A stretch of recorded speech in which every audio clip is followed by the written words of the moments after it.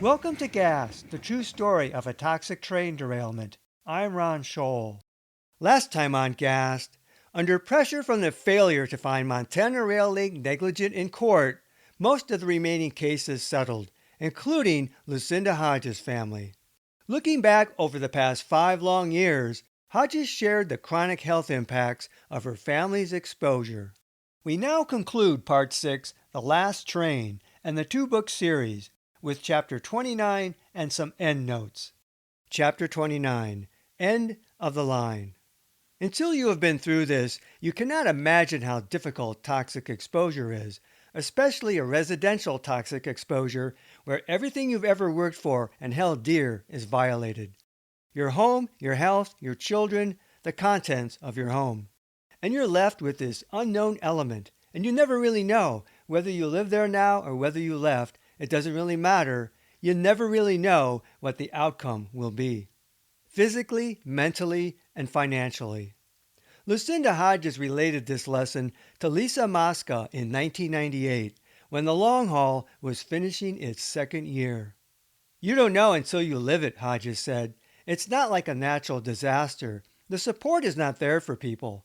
You have to find your own way. The only people who have helped us are ourselves. The victims have helped the victims. We have enabled ourselves, and the agencies have been a very disabling force.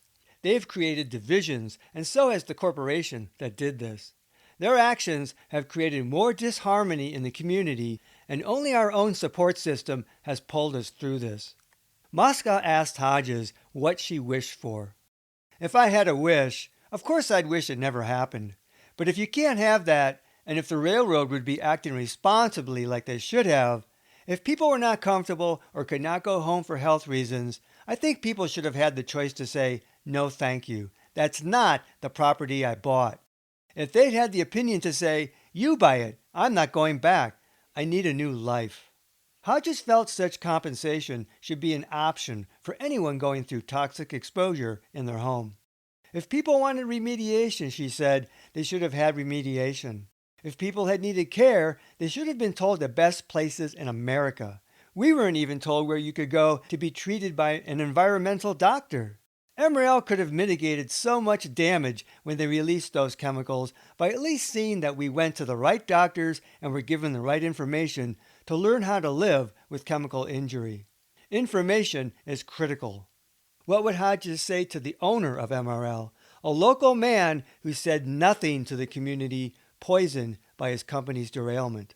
What I would say to Dennis Washington, if I could talk directly to the man, is that he's an extremely wealthy individual, worth about $1.5 billion in 1998, and within his own wealth, he could make right the problems that he created with his corporation. And it would put his family out not at all. And he has put my family out almost on the street, and hundreds of others. Why have you done this? You don't even need an insurance company. You have resources to right what your corporation did. Do it. Help us. Beverly Ridenauer offered her lessons to Mosca that year. I don't keep bleach in my house anymore. I never used to think twice about picking up bleach at the store and bringing it home. Never thought twice about it until this happened. I can't use it now. I use peroxide instead. I use peroxide for my whites. It works great. I don't buy bleach paper if I have a choice. People use it because they think it looks prettier. You throw it away, whether it's white or it's brown. I don't support the industry anymore. That industry has harmed me and my family. I think it was uncalled for. I also think that if the rail had been maintained, we probably wouldn't have been harmed by the industry. But I also learned a lot about chlorine and what it can do. Ridenauer also offered a lesson in toxicity to Missoulians after the 2000 derailment at the Lothrop siding on the heels of Alberton and the runaway train. What's going to happen when it spills in Missoula? What's going to happen when it spills in your backyard, folks? Every time they derail, they're getting a little closer to Missoula, a little closer, a little closer. It's going to happen in your backyard, and you're going to want compassion from everybody around you. Ridenauer knew people had heard a story, but not the story. In 1999, Hodges began looking to the future. Eventually, we would like to change the name of the group, again, and make it more of a true chemical injury advocacy group beyond Alberton on a national level. ACCERT, a Citizens Chemical Emergency Response Team. It's a whole lot easier to say than ACCEH, she laughed. We would be involved in getting information to people. How do you find out about getting an MSDS? And have a team of people like Hope and Lisa with science backgrounds who can offer expertise in that way. Have a team of experts that we could consult with, like Dr. Kilburn. Battling illness, Hodges saw that we can't help ourselves completely. We tried to. Now she wanted to help others in the same situation. She also wanted to help change laws and offer advice to make it so another community isn't hurt by ATSDR or bad response by the EPA, she said. That's how she envisioned changing her story. A new beginning. In 1998, Hodges transferred ownership of her Alberton home to her husband, Mark Hansen. As of 2002, the bank continued to back off on foreclosure. Meanwhile, the settlement's over. Hansen fully relocated to Missoula with Hodges. Their marriage survived the Alberton spill, and they had another child together. In 2015, the house on Railroad Avenue stood with boarded windows, a Ralph Nader for President sign in one front corner, a relic from the 2000 election. Abandoned after the Milwaukee Railroad disintegrated and abandoned once again. The old Merc. A family had made it their home. Upriver across the dancing waters, the Lothrop pine still towers along Bible Lane, spreading shade over the track, a survivor in the heart of a town long extinguished. One author wrote of Lothrop's oldest remaining relic, "Gazing into the wide branches, one can only wonder what events occurred in its long life, and perhaps what the future will be here. What a strange trip it had been." End notes. In 2001, Missoula industrialist and Emerald owner Dennis Washington rose to 136th in the rankings of the richest people in the world, with an estimated worth of $1.6 billion. However, his net worth dropped $100 million as his construction firm, Washington Group International, filed Chapter 11, following purchase of Raytheon Company's construction division. While Washington never apologized to the victims of the Alberton chemical spill, he apologized publicly to WGI stockholders for the bankruptcy.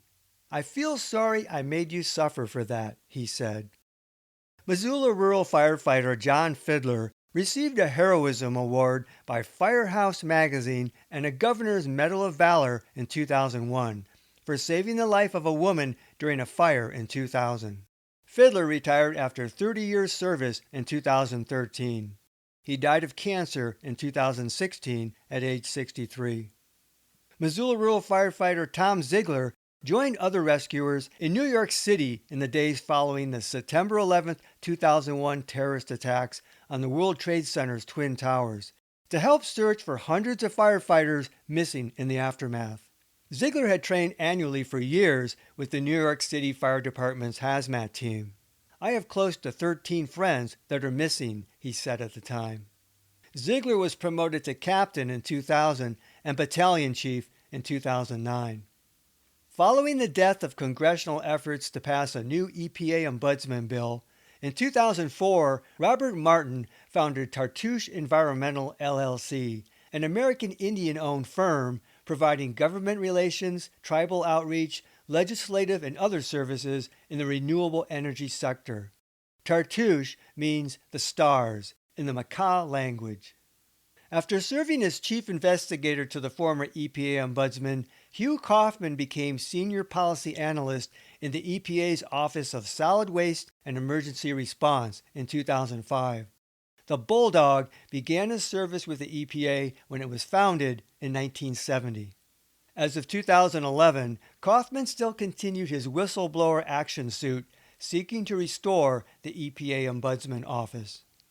Lucinda Hodges founded the nonprofit ACCERT, a Citizens Chemical Environmental Resource Team, in 2005 to create safe and livable communities through informed citizens.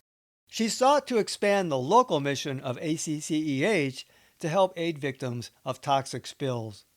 Hodges announced the formation of his CERT 2 days before the 2005 Graniteville, South Carolina train wreck and chlorine spill that killed 9 people. 3 weeks after the spill, Hodges arranged to have a showing of Lisa Mosca's film at a Graniteville town meeting. A panel discussed chronic illness from chlorine exposure. Hodges' advice to Graniteville spill victims: consult a physician immediately. Get all documentation. Use right-to-know laws. Information is power. Put everything in writing. Sign nothing under pressure. Be persistent. And stay together as a community. Both Hodges and Deborah Griffin were interviewed by the Augusta Chronicle, which also drew upon a letter ACCEH submitted to Congress about the Alberton spill to summarize that spill's health effects. Lucinda Marie Hodges died of cancer on December 9, 2014, at age 54. After leaving Missoula, Lisa Mosca embarked on a career in sustainable agriculture in Pennsylvania.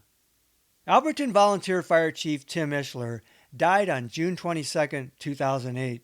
An accomplished musician who played the banjo and dobro, while in high school he appeared on The Gong Show, playing Foggy Mountain Breakdown.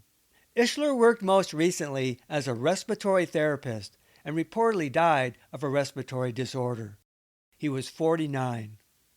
After 18 years as Frenchtown Fire Chief, Scott Waldron was dismissed on September 8, 2009, following a protracted dispute with members of the Frenchtown Fire Board of Trustees. Waldron later became chief of the Hebgen Basin Fire District near West Yellowstone. Roger Chalmers died of renal cancer May 27, 2011, at age 62. In the year prior to his death, he spoke out passionately about the pain-alleviating benefits of medical marijuana, both for his glaucoma and cancer, at a time when the Montana legislature was debating repealing voter-approved medical marijuana use. Chalmers was a campaigner to the end. Toxicologist Chris Weiss left the EPA at the end of 2010 and joined the National Institutes for Health. In December 2012, Alberton received a grant under the Affordable Care Act to build its first health clinic. Dr. Kay Kilburn died in 2014 at age 82, ending a life dedicated to researching and treating victims of chemical exposure. In 2015, Steve Way was the EPA lead on-scene coordinator for remedial work on the Gold King mine along the Animas River in Colorado, when contractors led by a fellow OSC triggered the infamous blowout that heavily contaminated the river with 3 million gallons of toxic sludge. Way was intensely criticized by Congress concerning EPA activities around the mine and insufficient planning. After 32 years with the EPA, Way retired in 2016. Way was otherwise commended for an exemplary career regarding the Washington, D.C. anthrax mitigation and the World Trade Center and Hurricane Katrina recovery efforts. In 2022, BNSF and Montana Rail Link announced the early termination of MRL's 60-year lease in order to expand BNSF capacity. Freight business was booming. Because of volume guarantees, MRL had, quote, little incentive to lay new track or hire more train crews to support BNSF volume growth and seasonal traffic surges. Perhaps Burlington Northern Santa Fe had learned a lesson from 1996. This concludes Gas, the true story of a toxic train derailment. I'm Ron Scholl. Thanks for listening. This podcast is adapted from the book Gas, the true story of a toxic train derailment. Visit Amazon.com to see the 2-book series.